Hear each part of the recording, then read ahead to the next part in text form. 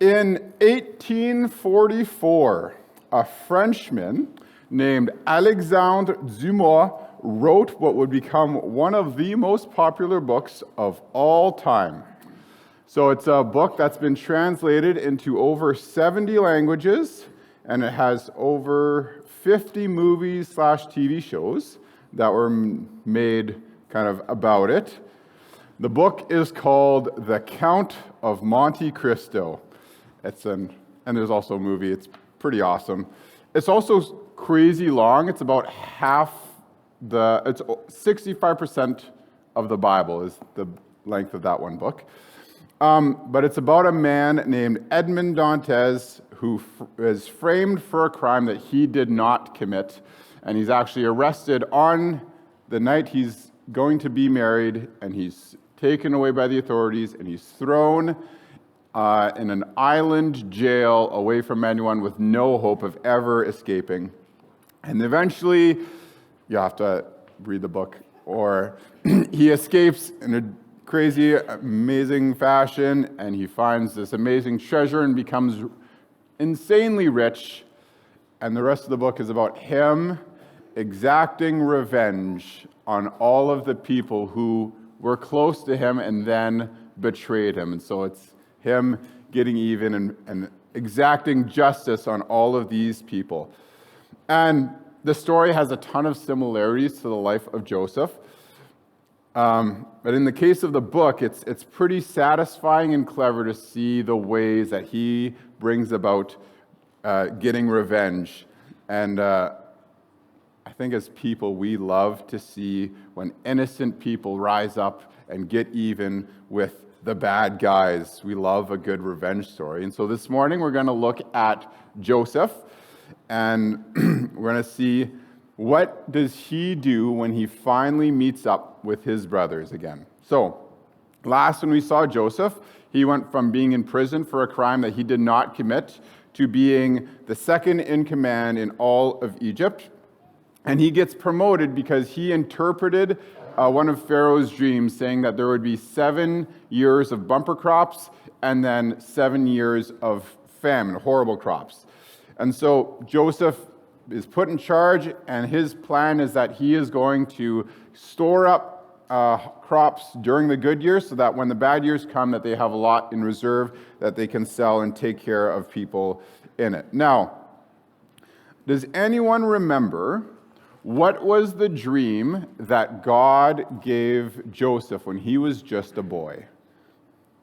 He had a dream that one day his brothers were going to come and bow down to him. Does anyone remember what that looked like? If you remember, yeah, you remember. Sheaves of wheat, bundles of wheat. So all the brothers' bundles come and they bow down to Joseph's, which is right up straight. And so it's not too hard to put these together, that when Joseph becomes Pharaoh's number 2 and he knows, okay, we got 7 years of good crops, then 7 years of bad crops, and I've had this dream that someday my brothers are going to come as sheaves of wheat and bow down to me. I'm sure Joseph would have put this together, that my brothers are coming to me in about 8 years' time. And so he gets 8 years to think about, what am I going to do when they show up? And I know if that was me, I'd be like, ho, ho, ho, this is going to be good. I get to do all sorts of terrible, horrible things. But let's read the story and see what does Joseph actually do. So we're going to be looking at a quite big chunk this morning, Genesis 42 to 44. And so you can turn there, and we're going to start by reading verses 1 to 4, Genesis 42, which says, When Jacob heard that grain was available in Egypt, he said to his sons, Why are you standing around looking at one another?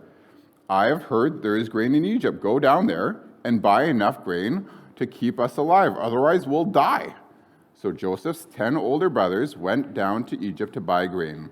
But Jacob wouldn't let Joseph's younger brother Benjamin go with him, for fear some harm might come to him.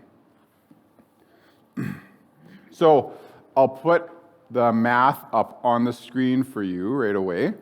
But it's been 21 years since Joseph left, which means that Benjamin is likely in his mid-20s. So it's not that Benjamin is just some frail little boy and he's not going to make it in the journey. He's roughly a 25-year-old man.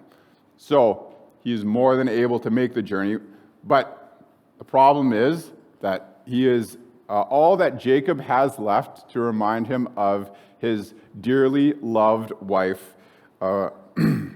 Rachel. So he doesn't let him go. Now, imagine if your parents told you, I need you to go run this errand for me. And it's a little bit crazy, but don't take your sibling because something might happen to them and I really value them. So you'd be like, what about me? Why are you sending me then? But that's basically exactly what Jacob does. You guys can go, if something happens, whatever, I still got the son that I love. And Jacob is not embarrassed to admit that I love this son the most. We should also mention that Jacob isn't dumb.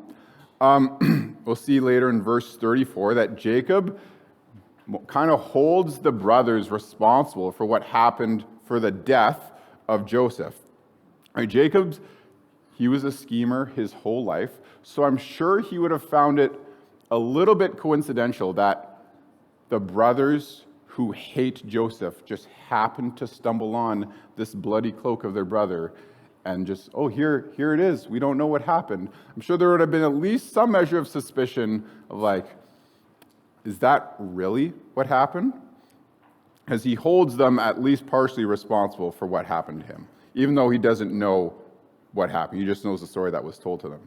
So it wasn't just that that Jacob didn't trust Benjamin to go on this trip. It's also that he didn't trust Benjamin to go on the trip with them. Because last time you were alone with the son that I loved, he didn't come home. So I'm not sure that I trust sending him with you again. So now, let's read verse 7,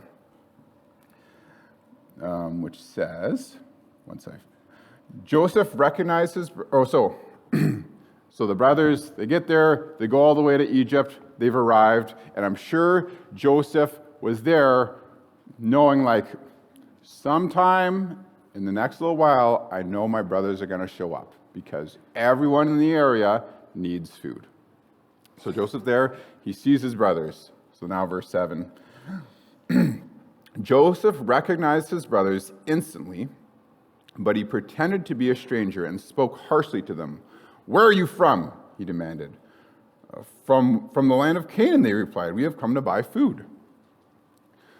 So Joseph, I'm sure he would have been watching for them, spots his brothers, and the last time that Joseph has seen these men, has seen his brothers, he was begging for his life. And they ignored him, and they were plotting to murder him, and then eventually decided to sell him. That's the last thing that Joseph remembers of his brothers. And he has no idea what's happened since, right? Maybe his brothers think, man, that was the best thing that we have ever done. He has no idea what's happened since. And so I'm sure they come, and I'm sure he counts, 10. Where is my baby brother? And so he asks questions under the guise of like, I think you guys are spies. And he finds out that, baby brother is at home. Okay, good. And so with that information, he launches his plan into action. He throws them all in jail, and then he makes this deal. So verses 19 to 20. If you really are honest, and men, hear like the jab that he's doing when he says that, if you are really honest men, because last time he knows they're not. But if you really are honest men, choose one of your brothers to remain in prison. The rest of you may go home with grain for your starving families. But you must bring your youngest brother back to me. This will prove that you are telling the truth, and you will not die. To this they agreed. So, Simeon then is chosen as the guy. He's going to stay in jail. The rest of them go home. And now, verse 25 to 28. Joseph then ordered his servants to fill the men's sacks with grain, but he also gave secret instructions to return each brother's payment to the top of his sack.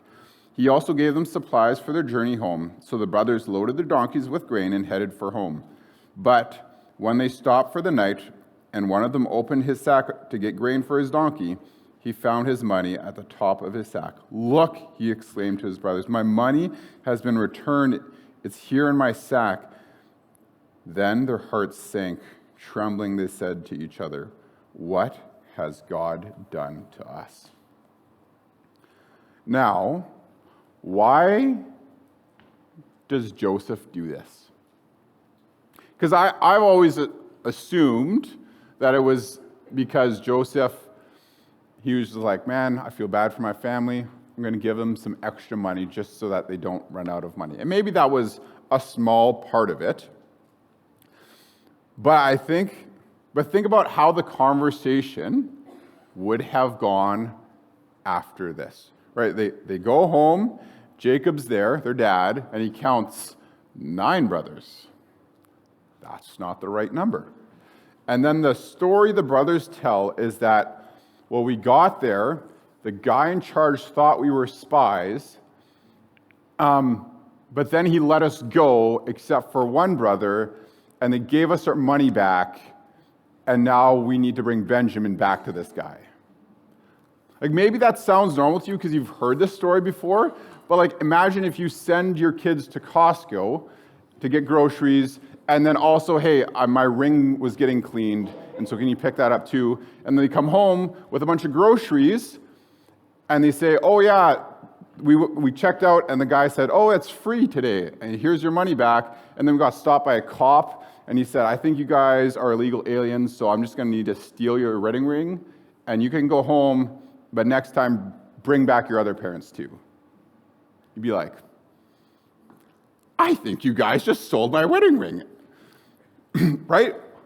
Because you guys have all this money, and you have the food, and the thing that I was valuing is not here anymore.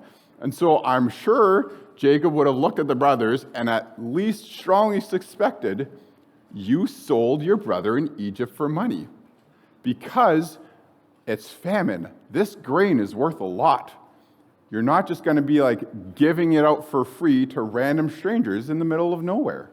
That doesn't happen. And so, Jacob's kind of caught in this hard place. And we'll read verse 36. So they tell this story to their dad, and then Jacob replied, my son will not go down with you. His brother Joseph is dead, and he's all I have left. If anything should happen to him on this journey, you would send this grieving white-haired man to his grave.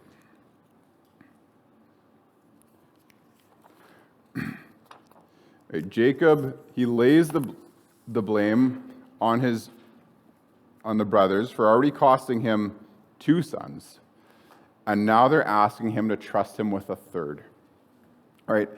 They're putting him in a pretty horrible spot, because either he sends Benjamin and risks him being gone forever, or he doesn't and they starve. And the ironic thing is that this very hard circumstance, this terrible thing, and from Jacob's perspective that's happening, is actually what God is going to use to bring about the most amazing blessing in Jacob's life. But that's kind of where it sits for a while. And then a year passes. The famine's still happening, and their food supply is dwindling. And so this time, Judah approaches his father. So we're going to skip to verse 43, verse 8 to 9. Judah said to his father, "Send the boy with me, and we will be honored. Otherwise, we will all die of starvation. And not only we, but you and our little ones. I personally guarantee his safety. You may hold me responsible if I don't bring him back to you. Then let me bear the blame forever. If we hadn't wasted all this time, we could have gone and returned twice by now." So Judah's proposal is, if we don't go now, we're all dead. We need to, and if you don't bring him back, you can hold me responsible.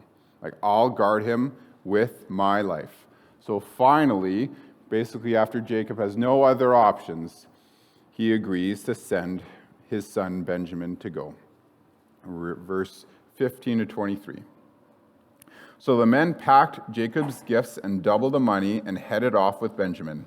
They finally arrived in Egypt and presented themselves to Joseph.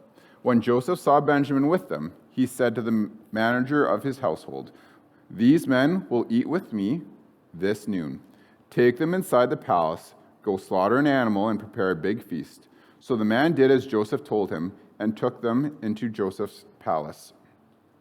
The brothers were terrified when they saw that they were being taken into Joseph's house. "It's because the money someone put in our sacks last time we were here," they said. "He plans to pretend that we stole it. Then he will seize us, make us slaves, and take our donkeys."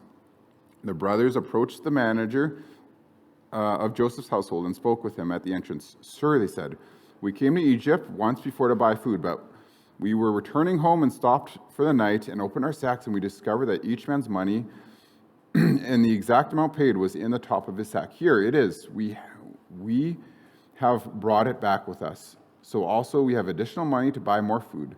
We have no idea who put the money in our sacks." "Relax. Don't be afraid," the household manager told them.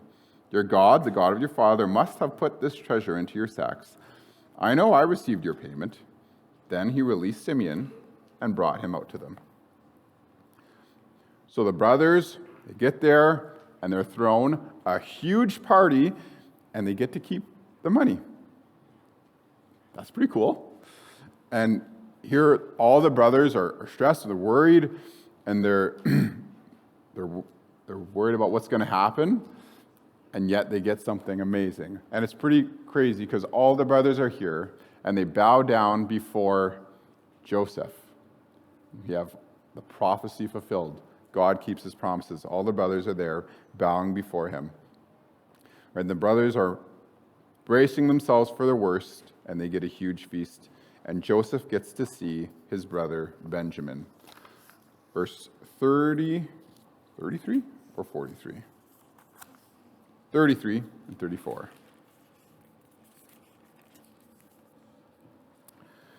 Joseph told each of his brothers where to sit, and to their amazement, he seated them according to age from oldest to youngest.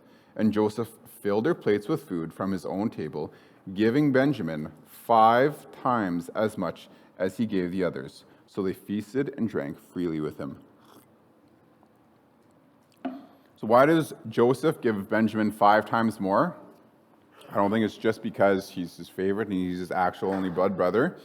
I think it's also because it was another test. It was another test to see, do the brothers still resent Benjamin like they resented me? If I show favoritism to the favorite, do you guys still hate him? Or have you changed? Right? I think Joseph, he's forgiven his brothers, but he wants to see if there's any chance of having that relationship restored, like with this rope. Because if they haven't, if they still hate his guts and don't want to have anything to do with him and want him dead, like this is going to be it. See you later. We'll go off on our own. And I also think that's why he doesn't step out right at first and say, "Hey guys, it's me. I've been waiting for you." Because if he does that, they're going to say whatever they possibly can to make sure that this guy doesn't kill us. right? It doesn't matter if we actually mean that we're sorry. We're going to say we're sorry right now, because if we don't, he controls our fate. So that Joseph goes through all this to see, do you guys actually care? Have you actually changed? So then, the next day, Joseph tells his servants to fill their sacks like normal, but for Benjamin, put the money and his silver cup at the top of his bag. So the brothers take their stuff, they head out of the city, and then Joseph sends his people to chase them down and ask why they stole from him. So now verse 44, verses 6 to 12. When the palace manager caught up with the men, he spoke to them as he had been instructed. What are you talking about? The brothers responded. We are your servants and would never do such a thing. Didn't we return the money we found in our sacks? We brought it back all the way from the land of Canaan. Why would we steal silver or gold from your master's house? If you find his cup with any one of us, let that man die. And all the rest of us, my Lord, will be your slaves. That's fair, the man replied. But only the one who stole the cup will be my slave. The rest of you may go free. They all quickly took their sacks from the backs of their donkeys and opened them. The palace manager searched the brothers' sacks from the oldest to the youngest, and the cup was found in Benjamin's sack. So why would Joseph set this up? Why would he do this test? Because it feels a little bit, maybe a lot, deceptive. I actually think it's pretty clever on his part. Because either way, he learns what he needs to. Because there's two options of what happens. Either the brothers stand up for Benjamin, show that they've changed, so that they're not angry, resentful, and bitter against this youngest brother who gets to be their dad's favorite. They stand up for him and protect him, and Joseph sees, like, my brothers have changed. If I reveal myself, my brothers will actually love me and welcome me, and we can have a relationship again. Or the brothers go, oh, sweet, we have an opportunity to get rid of him. See you later, Benjamin. We'll go home, and we can tell Dad, sorry, Dad, there's nothing we could do. You got taken, right? But then Benjamin gets to go live with Joseph in safety. So either way, Joseph will get an answer and will be able to act accordingly. He'll know if his brothers have changed or not. Verse 13 to 17.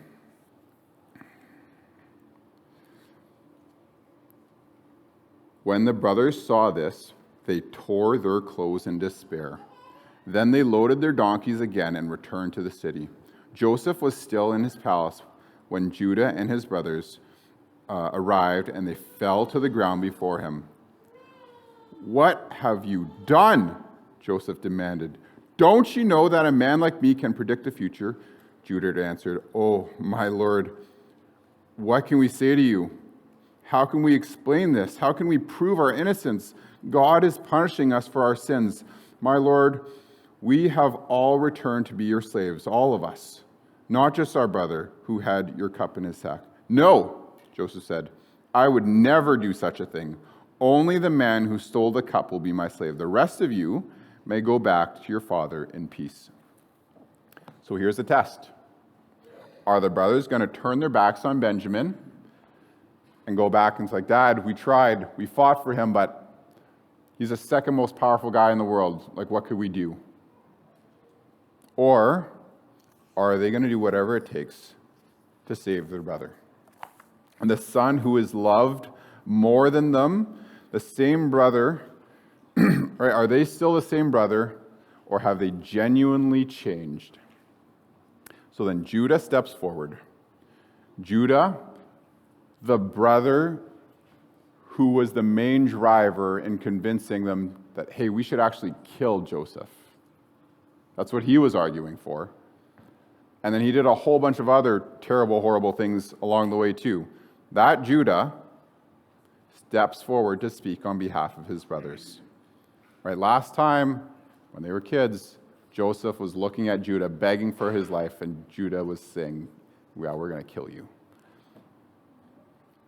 So Judah kind of recaps a lot of what's happened, and then we'll join his speech, verse 27 to 34. Then my father said to us, "As you know, my wife had 2 sons, and one of them went away and never returned.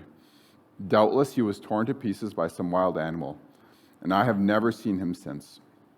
Now, if you take his brother away from me, any harm comes to him, you will send this grieving, white-haired man to his grave. Now, my Lord, I cannot go back to my father without the boy. Our father's life is bound up in the boy's life, and if he sees that the boy is not with us, our father will die. We, your servants, will indeed be responsible for sending that grieving, white-haired man to his grave. My Lord, I guarantee to my father that I would take care of the boy. I told him, if I don't bring him back to you, I will bear the blame forever. So please, my Lord, let me stay here as a slave instead of the boy, and let the boy return to his brothers. For how can I return to my father if the boy is not with me? I couldn't bear to see the anguish this would cause my father." The brother that once wanted to kill Joseph is now stepping forward, and instead of betraying the favorite Benjamin, who he has so many reasons to be resentful and bitter towards, Judah is actually laying his life down to save the life of Benjamin. It's an amazing 180 from the man that Judah used to be. I'll be honest, when I used to read this story, I've often disliked Judah. Because I'm an oldest child. I always thought that, right, when Judah is getting betrayed, Reuben is the one that steps forward and like, "Hey guys, we shouldn't kill him." And Judah is the one who's not being good, not being a good older sibling. And Judah does a whole bunch of other terrible things, and yet Judah later on gets like all this credit and Reuben gets nothing. But the reason is because Judah gets it and Judah has changed. Right? Did you catch why is Judah willing to save Benjamin? Why is he willing to lay his life down for him? Benjamin, the favorite who gets everything that Judah would love to get from his dad. Benjamin gets all of Dad's love and affection, and the brothers gets the scraps. So why does Judah lay his life down for him? I think partially is because he realizes that he sinned, or he did something horrible in selling his brother, and he realizes that I actually should get this punishment because of what I've done. But also, and I think this is the amazing part, it's because he loves his dad. Right? It actually has almost nothing to do with Benjamin. But Judah looks at his dad, and even though his dad was not a great father, and even though he doesn't really have a good reason to love Benjamin, other than, I guess he's my half-brother, he knows that my dad loves this kid like crazy. And because my dad loves him so much, I am willing to give up my life for him. So, church, we have a much better father than that. Right? God is our Father. And so this morning I want to ask us, do we have that same heart? The same heart of Judah that goes, I'm going to love you because you are precious to my Father. Or have we not changed? A little example yesterday, the youth leaders and I, we were in Saskatoon to go and take in a youth leaders conference, which was pretty great. And then on the way back, the roads were not awesome. And we were in a truck, so it wasn't terrible, but we were stuck behind a car that was going slow. And there was a couple times where traffic's coming and it's like fishtailing through these drifts, and I'm sure he had to change his shorts when he got home. But instead of passing the driver, or passing the slow car, our driver stayed behind because you know what? If this guy hits the ditch, I don't want him to have to sit and wait forever. Right? God loves this driver, and I know he's going through a hard time, so I'm going to stay here just in case he needs it. I'm not going to be frustrated that I can't go fast like I want to. Now, we can probably wrap our minds around being kind to a stranger. That's a lot harder, though, when that person has wronged you, when that person has hurt you. Right? Things like marriage fights or divorce or arguments with siblings that turn nasty and personal. Right? Someone in the church who thought, loved, and cared for you, and then you find out that actually they've been talking behind your back. Right? In those moments when you're like, what? Are you able to remember that this is someone that my Father in heaven deeply loves? And because of that, even though I have every reason to be angry and bitter at them, I'm going to choose to put away my anger. Not try to get revenge. I'm not trying to get even. Right? We're not trying to be the Count of Monte Cristo.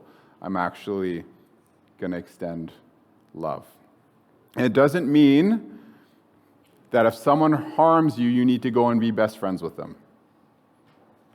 Right? I would say that would be an unwise thing to do. It doesn't mean that you just ignore the wrong or the sin that happened to you. Right? Joseph didn't just say, hey guys, everything's great. He set up these tests to see, I'm going to do everything that I can to mend this relationship. I'm not going to hold on to anger or bitterness. He didn't know how it would turn out, but I know that my Father loves you, and so I'm going to treat you with love. Right? When someone asks, why aren't you mad at them? Can you respond, it's because my dad loves them. My Father in heaven loves them dearly, so no, I'm not going to try to get revenge. In fact, I'm going to show them kindness because that's what my dad would want me to do. Because that's exactly what Jesus did for us. Except we're worse. Benjamin didn't actually steal the cup. We did. From the moment we're born, we have a heart that's selfish and we love ourselves above everything else. And the Bible tells us that we are lost in sin and hate God. Right? We deserve the cup of God's wrath, but God didn't see us and go, well, here you go. He doesn't give us what we deserve. Instead, he responds to our hatred with love and sends Jesus to take the cup of God's wrath upon himself, to take the punishment that we deserve. Right? If you recognize that you are a sinner that has sinned against a perfect God, you can put your trust in Jesus and trust that when he died on the cross, that he paid the punishment for your sin so that you can live forever with him. He paid the punishment for every wrong that you've ever done so that, like Benjamin, you can go free, even though you've done nothing to deserve it, because a man from Judah's line laid down his life for you. So this morning, that's what we're going to celebrate. Call the elders up. We're going to take communion together. We're going to pass around some juice and crackers.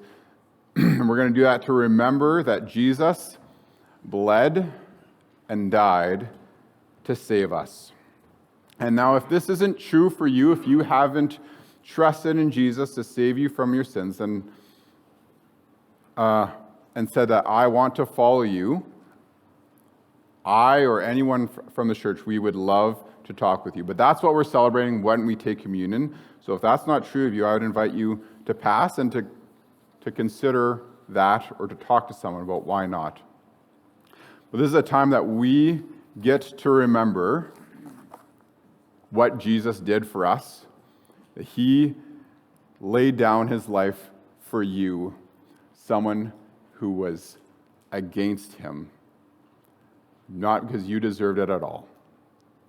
And so as we pass around these elements, I would encourage you to pray, thank God for that he did that, and also pray and ask God that you would make your heart more like his, that you would have the same love for others, people who don't deserve it at all, just because he does. So we'll pass around these things, and then I'll come up and we'll take